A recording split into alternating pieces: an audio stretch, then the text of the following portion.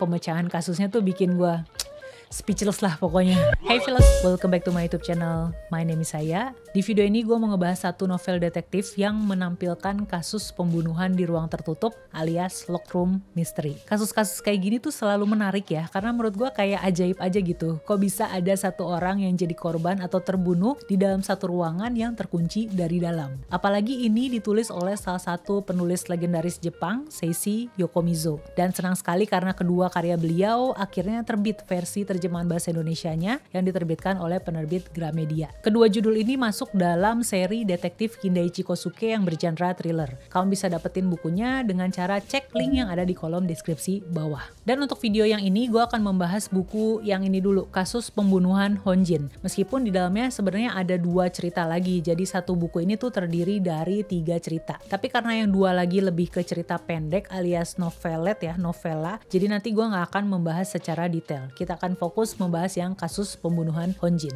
Seperti biasa, gue akan mulai dengan menyampaikan blurb alias sinopsis singkat supaya kebayang ini tuh ceritanya tentang apa, baru nanti kita masuk ke bagian reviewnya.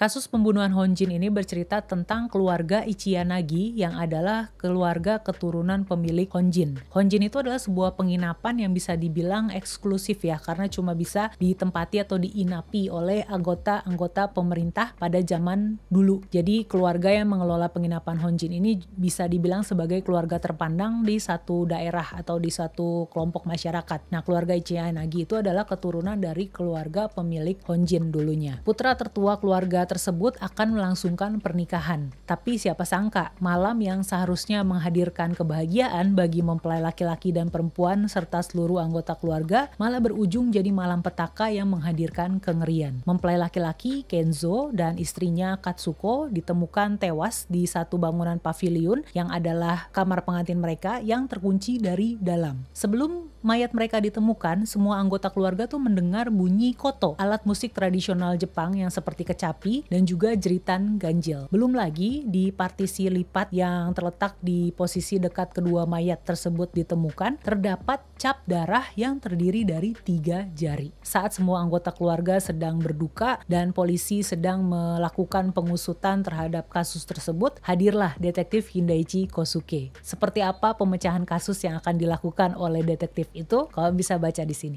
Sekarang kita masuk ke reviewnya. Pertama, gue mau bahas dulu mengenai narasinya ya. Karena buku ini menurut gue unik, karena si penulisnya itu sendiri yang bercerita ke pembaca. Jadi baca narasi di sini tuh kita pembaca jadi seolah kayak ngedengerin penulis ngedongeng tentang kasus tersebut. Dan karena faktor itu pula yang membuat ketika baca bagian-bagian awal ya, ketika belum banyak yang terjadi dan lebih ke pengenalan tokoh, dalam hal ini adalah anggota keluarganya Ichiyanagi dan juga tentang lokasi pembunuhan itu terjadi alias rumah keluarga Ichiyanagi. Di bagian itu tuh gue sempet ngerasa bosen karena gaya narasi yang seperti itu dan juga pusing. Karena kan di sini tuh ada banyak bagian-bagian yang menarasikan atau menjelaskan secara detail mengenai denah ruangan, terus letak suatu tempat, posisi satu daerah dan segala macam yang mana sebenarnya akan berguna buat pembaca untuk ngebayangin setting tempatnya. Tapi di gue karena narasinya seperti itu tuh gue jadi bosen dan juga pusing. Pas pembunuhannya udah terjadi atau ketika mayatnya sudah ditemukan dan polisi mulai bergerak, disitulah gue baru merasakan keseruannya. Penulis cukup fair dalam menjabarkan informasi atau keterangan yang berkaitan dengan korban dan itu semua nanti akan berpengaruh pada saat pemecahan kasus. Barulah dari situ gue merasa gak bisa berhenti untuk ngikutin kasus ini. Ditambah lagi unsur-unsur yang menjadikan cerita ini mencekam. Seperti misalnya aja bunyi alat musik koto itu sendiri ya kan, terus kehadiran pria berjari 3 yang mukanya rusak, terus juga letak TKP yang dikelilingi oleh hutan dan juga sungai. Hal-hal itulah yang menjadi nilai plus dalam misteri pembunuhan ruang tertutup di sini. Kemudian kita bahas alur ceritanya yang mana berkaitan dengan jalannya penyelidikan kasus. Ketika kedua korban tewas itu ditemukan,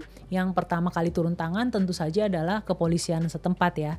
Detektif kita Kindaichi Kosuke ini baru muncul di pertengahan. Dan menurut gue alur penyelidikan Kindaichi inilah yang menarik buat diikutin. Dia tuh bisa tiba-tiba nanyain satu hal yang rasanya nggak ada kaitannya gitu dengan kasus. Tapi nanti di akhir kita baru bisa melihat bahwa setiap langkah atau tindakan yang diambil oleh Kindaichi Kosuke ini tuh akan berkontribusi pada pembentukan gambaran besar mengenai kasus ini dan yang pada akhirnya akan mengungkap kebenarannya. Nah, karena gaya penyelidikan Kindaichi yang seperti itulah yang bikin kita jadi penasaran ngapain dia nanya-nanya hal seperti itu gitu kan. Belum lagi di setiap ending tiap bab tuh selalu dipotong dengan cara yang bikin pembaca penasaran. Makanya sepertiga menuju akhir cerita ini tuh gue nggak bisa lepas ya, karena selalu dibikin penasaran sama penemuan-penemuannya detektif Kindaichi. Nanti di bagian akhir detektif Kindaichi akan mengumpulkan semua tokoh yang terlibat dan menyampaikan teorinya, dan itu wah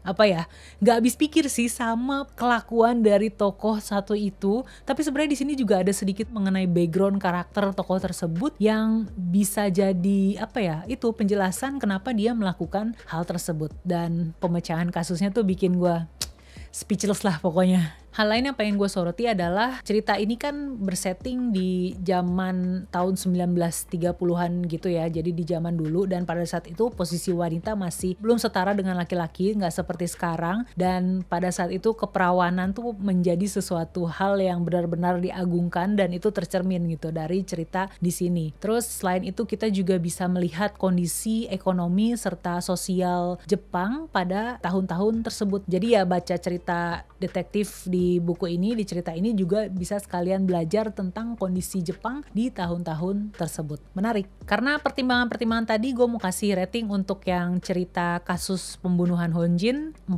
dari 5 bintang. Lalu cerita selanjutnya itu berjudul Kenapa Sumber Timba Berderit. Untuk yang ini detektif Kindaichi tuh nggak turun tangan langsung menyelesaikan kasusnya, tapi sebenarnya kejadiannya sendiri tuh menarik gitu ya. Itu adalah cerita tentang keluarga Honiden yang kaya raya dan keluarga Akizuki yang miskin. Menurut gue cerita ini adalah tentang balas dendam yang disusun dengan begitu rapi sampai bikin merinding ketika tahu kebenaran kasusnya. Makanya gue suka, gue kasih rating 4,5 buat yang cerita kedua. Dan lagi-lagi ya, melihat posisi perempuan di tahun tersebut tuh bikin gue apa ya, terenyuh gitu, ngelus dada bacanya. Kemudian cerita ketiga itu berjudul Kasus Kedai Minum Kucing Hitam, dan cerita ketiga ini menurut gue apa ya, drama gitu. Dan di sini detektif Kindaichi Kosuke turun tangan secara langsung mengusut kasusnya dan berujung pada sebuah kejadian yang dramatis.